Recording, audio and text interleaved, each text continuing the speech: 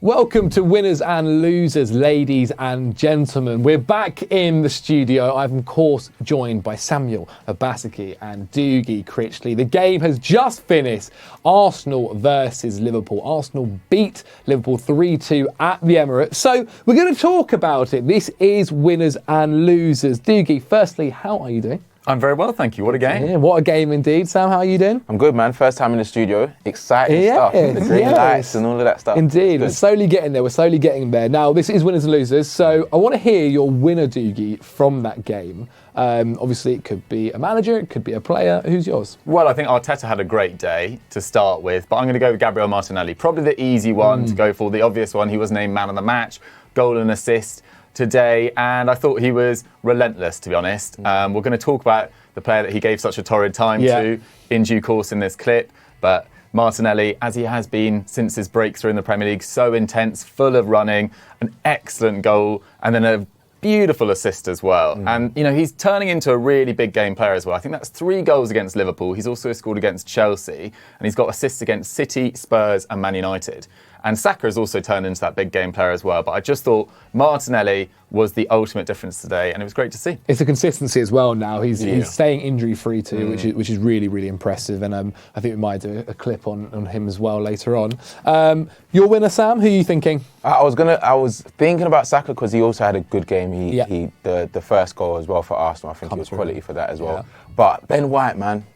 Ben White, give him his flowers. He's genuinely proven week in, week out how important he is for Arsenal's system. And it's going to be interesting to see how they almost like adapt to him, maybe going back to centre-back. Well, obviously we could talk about that later, but at right-back, you know, we know he's very good defensively, but going forward now, I'm seeing things from him that I haven't seen before. You know, he was putting it through people's legs. He was taking the ball down like a natural right back, trying to beat people down the line, cutting it back as well. Like, these are the things that you'd expect from a seasoned right back, and we know that he can play there as well. But the fact that Arteta's trusted him to do that position, and also defensively, he's going against, I think, it was Diaz at first, and I don't remember a time in a game where he really caused him that many problems. Well, Diaz was having to come in a lot as well to collect the ball. We know that Diaz liked playing with the ball at his feet, and so he was getting no funnel room out on wide. So with Ben White there, do you think that's his? So obviously, it looks like the back two is Saliba and Gabriel.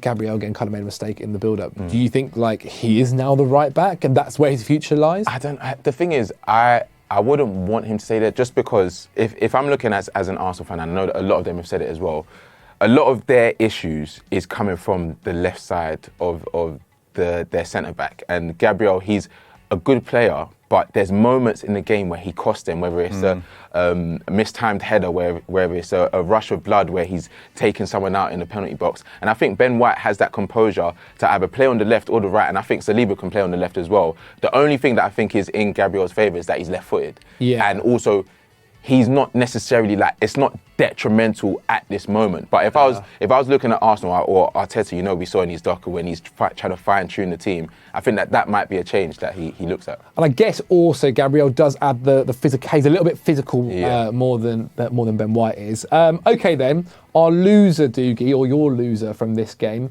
who is it?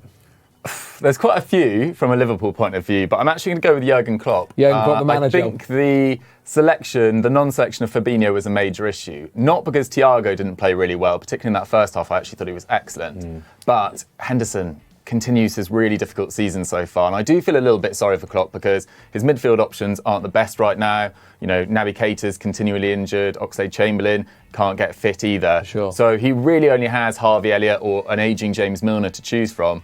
But Henderson was not at it today at all. I think his passing was really sort of off colour, and his ability to mark his man as well was causing major issues. And I just thought Martin Odegaard had the time of his life, particularly in that first half, playing in behind them, and did so really effectively. So I think Jurgen Klopp had some massive issues in this game, also with Trent being forced off at half-time. We'll get on to that, but because of injury, Salah also had to go off, Diaz went off. Yeah. So there was some issues there, but I just think Klopp's selection from the get-go wasn't the right one. I mean, about 9 months ago, I said on another stream that I thought the one thing that they need to do in the future at Liverpool, especially in the summer coming, was thinking about replacing Henderson, and I got absolutely ridiculed by Liverpool fans. I really did. Like, I wasn't saying that he's done. I was basically hinting that, like, I think they need to find the next guy to take over, and Liverpool fans then were very adamant that he's still fine. But yeah, I mean, you mentioned obviously Klopp there.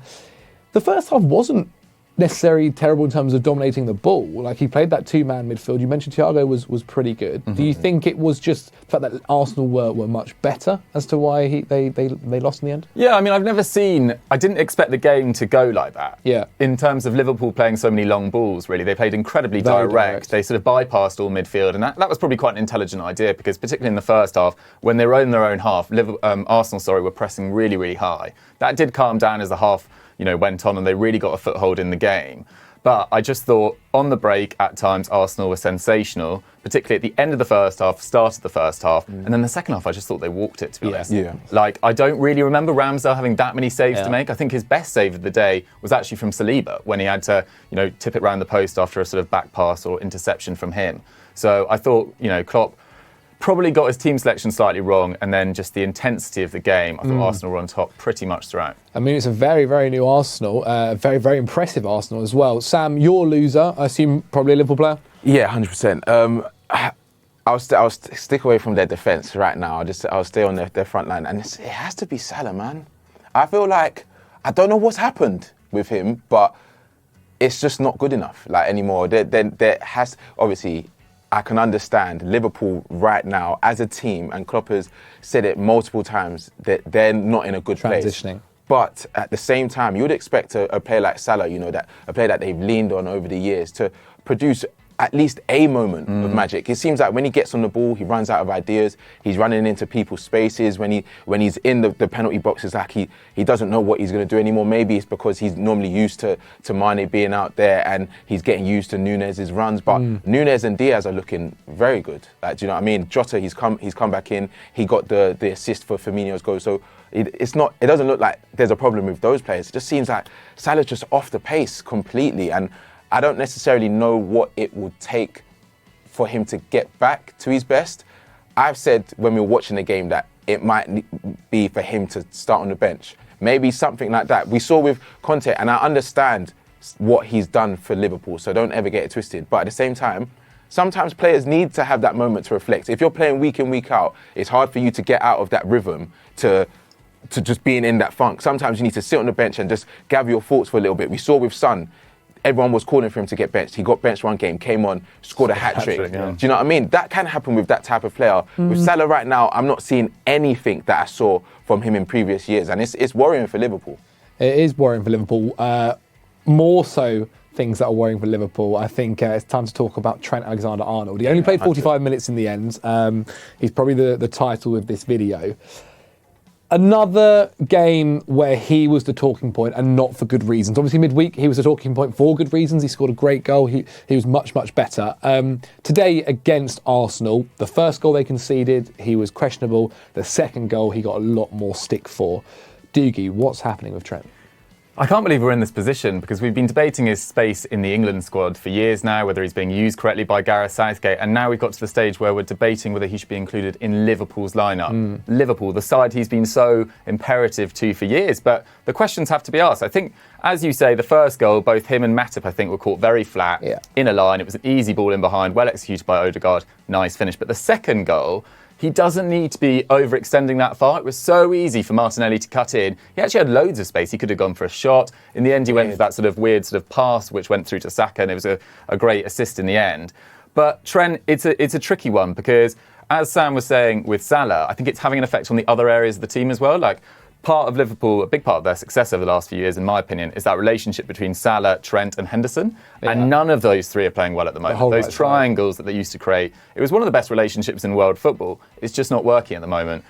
In terms of whether he should be dropped, I think you'll maybe ask Sam's opinion on that as well, but I think it's early days for that. Because obviously at half-time he brought on Gomez, and I think obviously they conceded the penalty, and that's kind of how they lost, but they were more defensively sound. Maybe not in the attacking sense, but they were more defensively sound when Gomez. Yeah, definitely, and they needed to be as well, because Martinelli against Trent was really, really one-sided. I just think people should probably bear in mind that If you take Trent out of this side, and Robertson's not currently playing as well, that's a real drop in creativity. Except for Thiago, outside of that front line, there's not really that much creativity in there. I think it'd be a massive issue. I mean, Trent, I think in 3 of the last 4 years in the Premier League, he's got over 12 Premier League assists. That record has to be respected. I think only De Bruyne has got more assists in the league in that time. But at the moment, it's just not working. And his attacking game is suffering as well. Yeah. I don't think he was effective on the ball either. So it's worrying times for him. I mean, Sam, do you think there's like what is going wrong with his defending, but also do you think there's a mental side to it now as well? Yeah, 100%. The fact that you're seeing Klopp and players coming out and backing him and saying it's a team thing, we're not asking him to do that, that's a clear indication that he's probably at training, he's overthinking whether he can defend anymore, and they're reassuring him like, it's not you, it's us. Like you see that happen all the time. But with Trent, it's an interesting one, because I was showing you guys when we were actually watching the game, like there's a few things that he does that it just doesn't make sense to me anymore. Like, in what way? Like, okay, let me show you genuinely, because one of the first things that I was taught when I was playing through the ranks here is that when you're right back here, if you're seeing a centre midfielder coming onto you, and you're thinking about the wide man, who is Martinelli. Like, I'm talking about Sunday League, Saturday League. if it's Martinelli, you have to open your body. You have to be aware of that man. If you're standing flat-footed and he puts that ball in behind you, what are you going to do in that situation? We literally saw what happened, and then it's a goal. The second goal now, I feel like he's trying to overcompensate because of that mistake, because he knows that he could have done better. And then he just runs into an open space when Henderson was literally... Henderson had it covered, yeah. He had it covered. And if you're thinking about my centre midfielder, he's gone out to do my job. Let me do his job. Let me cut off that pass. Yeah. He's not cut it off now. And then it's another goal. And obviously we can say, he's been injured. He's got all of that things on his mind. I don't understand. I can understand Klopp coming out and backing him. But at the same time, if my player is not doing the fundamentals well, I'm not going to come out and say he does everything else amazingly at a world-class level, because you're almost like telling him that it's okay with the way you defend when it's not okay. Like, defensively, your team is not doing good enough. So if you want to carry on playing the way you're playing, you're going to have to be better.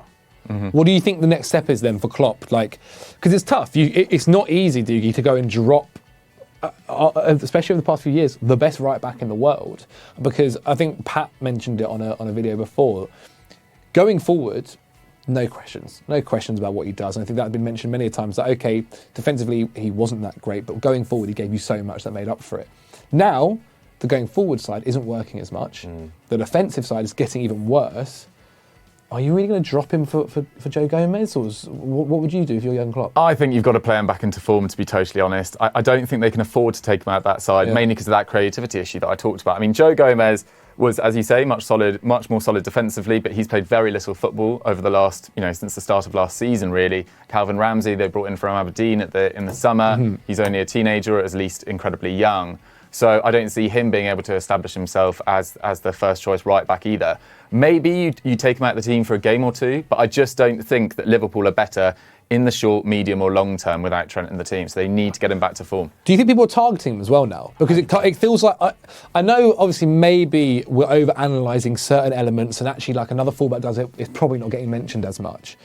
But because of that kind of media focus on his defending, do you feel like maybe players are going, okay, we've got to try and expose I think they were doing that anyway. I think the conversation around it's not just come out of thin air. Yeah. Like, this has been a thing with Trent's game in general. Since he's burst onto the scene, everyone said, going forward, you are amazing. When Liverpool were at their peak, he was a part of that because of how good he's going forward. Now that they're a bit shaky, you're seeing it highlighted more. But it's not changed. It's not like he's changed the way he's defending. He's stayed the same. But now that's what I said when we did the team talk, when I said that for him to get to that next level, he's going to have to get better defensively.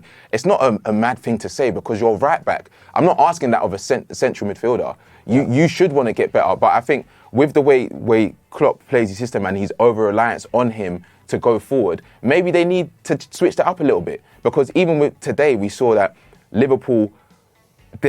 I said to you when we were watching the game, if Trent's on the ball, if I'm a right back or a centre back, I'm going to drop off a little bit, because I'm going to think that he's going to do an amazing pass over the top. So now that the teams have clocked it, he's kind of run out of ideas, and then defensively you're also having those issues. So I think like you said, Klopp is one of the biggest losers of today, because you're doing the same thing against teams that are getting better. They know your system. Arsenal played against you. It's not like they necessarily played terribly in other games, but you had that spark in the Manes and Jotas and Firmino scoring. Now you don't have that, so I think they just need to switch it up. They need to switch it up. What would you be doing next game then? Well, it's Man City. Not a great time, is it? Pretty brutal to have them next, scored, I think it's 33 goals already. Yep.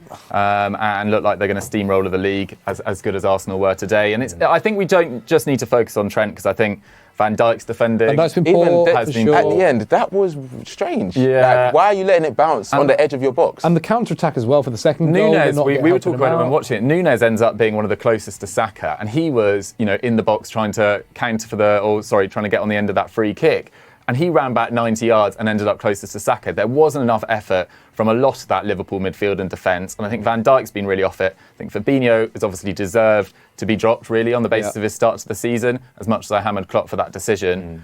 I just think there are so many other problems in that team, Salah, etc. No part of that team is functioning very well. And I just think it's a result of just getting so close last year to doing something really quite special, and in the end it fell pretty flat. Like, they won those 2 cups on pens, but they didn't really turn up in the Champions League final. They looked like they were going to win the Premier League into the final 30 minutes of the season. Like, that is an enormous morale sappener, and that side has been together for a long, long time, and they probably didn't do enough strengthening, not just this summer, but in the previous 18 months to 2 years. Well, I mean, people mention, I think maybe this will be the last thing we chat about, but people mention Klopp and his 7th season curse. Is there much reality to it, or is it just a thing that as squads, 7 years as a squad is tough, and people get older and people change? Obviously that's a narrative around it, because you'd want them to drop off from the level that they've been at for so long. But at the same time, what I said to you lot in the game is, like, I can understand why Liverpool fans are frustrated, because, like, you've got those same players. You're just not playing anywhere near what you're used to at all. And it's worth mentioning, Arsenal were good. Arsenal were very good. But you would never expect a Liverpool side to come to the Emirates and not give 100% bare minimum. We're talking about teams, players not running back. We weren't seeing that, do you know what I mean? Yeah. So it's like, what can he do? If he's going to stick to the same game plan, use the same players, and they're not giving 100, and you're going to come out and back all of these players as well, where's it going to change? Do you know what I mean? Yeah. Well, that's all the time we have for today's episode of Winners and Losers. Make sure you guys at home watch the other ones that will be going live in due course as well. We'll be talking about Arsenal as well as the next manager to be sacked. Check that out. And also let me know what you thought of the game. How good were Arsenal? How bad were Liverpool? And also, if you were Jurgen Klopp, what would you be doing with Trent Alexander-Arnold? Make sure you like this video and subscribe to Football Daily.